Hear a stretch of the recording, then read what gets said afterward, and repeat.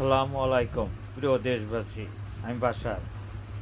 আমি আজ আনন্দিত একটা নিউজে, যে বর্তমান অন্তর্বর্তীকালীন সরকার ইন্ডিয়া এবং বাইরের দেশে ইলিশ রপ্তানি বন্ধ করে দিয়েছে। আমরা এতে কৃতজ্ঞ, আমরা সরকারের কাছে এতে কৃতজ্ঞ। আমাদের দেশের জনগণ এই ইলিশ মাছ খাইতে পারে না, বড় লোকরা খাইবে, ইউরোপ আমেরিকা চলে যাবে, ভারত চলে যাবে, আর বাংলাদেশের মানুষ ইলিশের চেহারা দেখতে পারবে না, ইলিশ মাছ খাইতে পারবে না। এটা তো হইতে পারে না। গরিবরা মধ্যবিত্ত মানুষরা কি মানুষ না? এদেশের ইলিশ এদেশের চাহিদা পূরণ করে বাইরের দেশে রপ্তানি হয়, সেইটাই আমরা সরকারের কাছে দাবি জানাই।